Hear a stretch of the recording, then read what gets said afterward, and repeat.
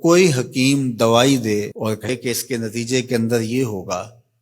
اور مریض ایک مہینے کے بعد وہ دوائی استعمال کرنے کے بعد آگے کہے مجھے تو کوئی فرق نہیں پڑا، تو طبیب نبض دے کے کہتا ہے کہ تم نے پرہیز جو بتایا تھا وہ نہیں کیا، تب اس کا فائدہ تمہیں نہیں پہنچا۔ وہ کہتا ہے میں پرہیز تو نہیں کروں گا، مجھے شوگر کا مرض لاحق ہے، میں تو دبا کے میٹھا کھاؤں گا، لیکن میں تمہاری دوائی بھی لوں گا، لہٰذا مجھے شفا ہونی چاہیے، لیکن جو آپ پرہیز بتا رہے ہیں وہ میں نہیں کروں گا۔ ڈاکٹر کہے گا پھر کرتے رہو، دوائی بھی کھاتے رہو، لیکن فائدہ نہیں ہوگا۔ لیکن اگر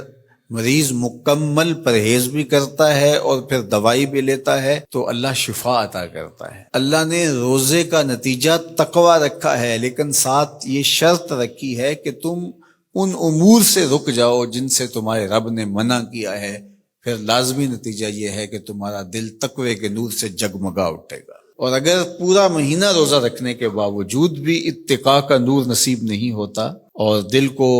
باطن کو روشنی نہیں ملتی، تو پھر اس کا مطلب یہ ہے کہ ہم نے اللہ کا روزہ نہیں اپنی مرضی کا روزہ رکھا ہے، اپنی خواہشات کے مطابق بھوک کاٹی ہے، اس کا کوئی فائدہ نہیں۔ اور حضور علیہ السلام نے واضح دو ٹوک لفظوں میں ارشاد فرما دیا، من لم یدع قول الزور والعمل به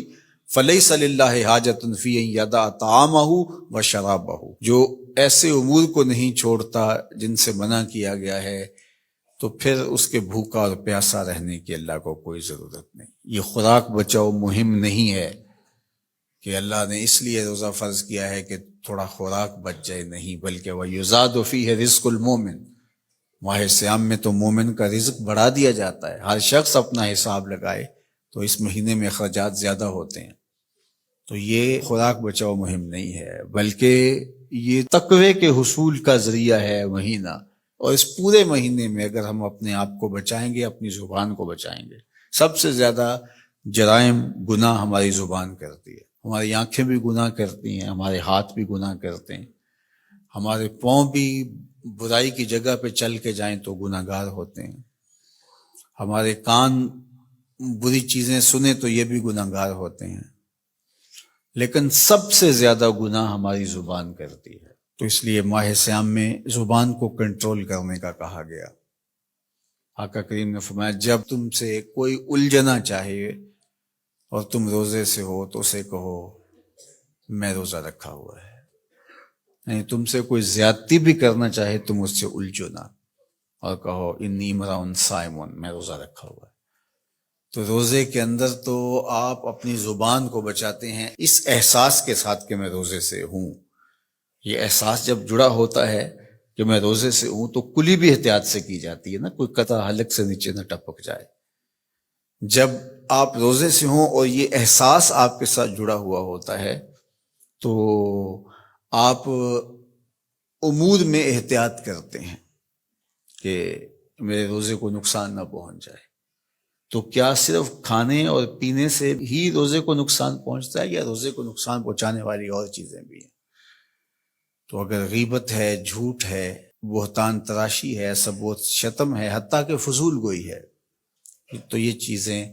روزے کے نور کو ختم کر دیتی ہیں، اور پھر وہ بندہ بھوک اور پیاس کاٹ رہا ہوتا ہے۔ تو بھوک اور پیاس سے مقصد جو حاصل ہونا ہے، دیکھو میں نے ابن عاشور کے حوالے سے کہا کہ کچھ چیزیں ہیں کہ ہمارا ذہن طے کر لیتا ہے اور ان سے دور رہنا ہمارے لیے مشکل نہیں ہوتا، جس طرح مردار ہے، خنزیر کا گوشت ہے، اور اس طرح کی بہت ساری چیزیں ہیں، ہزاروں ایسی چیزیں ہیں جس سے ہم بچتے ہیں، اور ان سے بچنے کے لیے ہمیں کوئی محنت نہیں کرنا پڑتی۔ وہ کہتے ہیں ہمارا مائنڈ کلیئر ہو گیا کہ یہ حرام ہے، یہ گناہ ہے، ہمارے رب نے منع کیا ہے، تو بس ان سے ہم بچ جاتے ہیں۔ اگر ہم اس کی فہرست بنائیں تو وہ سینکڑوں میں، ہزاروں میں چلی جائے، جو اللہ کی توفیق سے ایک مسلمان نہیں کرتا۔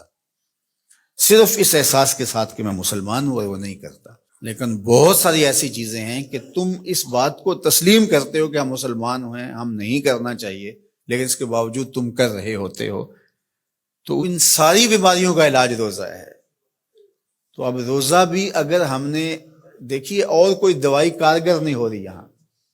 تو یہاں روزہ چاہیے، اور اس دوائی کے ساتھ بھی اگر پرہیز نہیں کریں گے تو بیماری تو بڑھتی رہے گی، تو آہستہ آہستہ جو ہے وہ بیماری جڑ پکڑ جائے گی،